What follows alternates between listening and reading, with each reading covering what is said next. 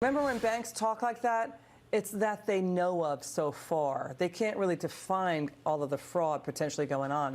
Just keep it and watchful eye on your money. Okay, now, do you remember this moment when the 2020 Democrats raised their hands in the first debate saying, yes, we will support health care coverage for illegal immigrants? Now, CNN changed the rule. No more raise your hand questions. President Trump quipped at the end of that, when that happened at that debate, he said, that's the end of the race. Let's bring in GDP Advisors president and co-founder of that company. He's healthcare expert Seth Denson. You know, that was a big thing, that moment. What was your take when you saw that? Well, I was shaking my head, and I don't know that I tweeted out anything like the president did, but I sure thought to myself, these Democrats on stage are running like they're running for the 14th Congressional District in New York, not for the United States of America. You know, NPR Marist did a poll saying the majority of Americans don't want that. We're digging into more polls saying, from Kaiser and more, saying, you know what, across the board, Americans don't want what the 2020 Democrats are selling. We're going to get into those polls in just a moment. I want this to get into this. Obama Democrat, Rahm Emanuel, we're going to talk about this again.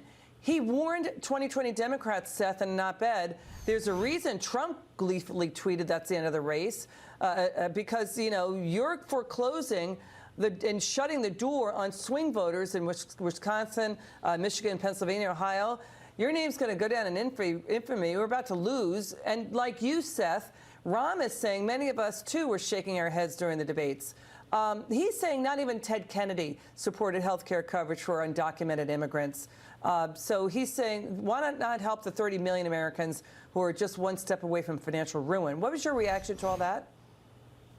Well, listen, I think on this, I rarely find myself agreeing with Rahm Emanuel, but I think on this one, he's actually right. You know, Republicans, or should I say Democrats, are focusing on issues that the regular everyday American, quite frankly, is not concerning themselves with. Americans have big hearts. We want people to be taken care of. But Trump won because he connected with a non-metropolitan voter and said, we're going to focus on the things that are important to you. And that's why he won in 2016. And as long as the Democrats continue to focus on, again, the same things that are important maybe in maybe Congresswoman Ocasio-Cortez's district, then Republicans will do well nationally because Americans care about other issues. Seth, let's get into what Kaiser is finding. Support plummeting across the board for a single payer, down 5 percentage points in just 4 months' time, down 12 percentage points. Even among Democrats, Democrats and independents don't want single payer. Those who strongly favored,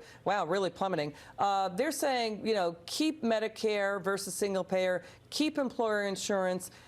You know, they rate Medicare coverage and employer coverage pretty strong. That's what the majority of Americans are saying. Are the Democrats going to wake up and listen to this?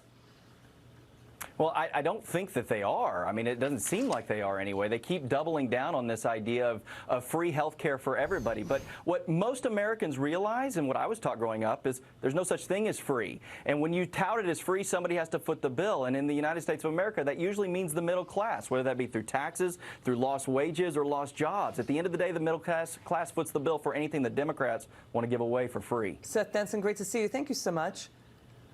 Good to be with you. We've got its third largest city, South.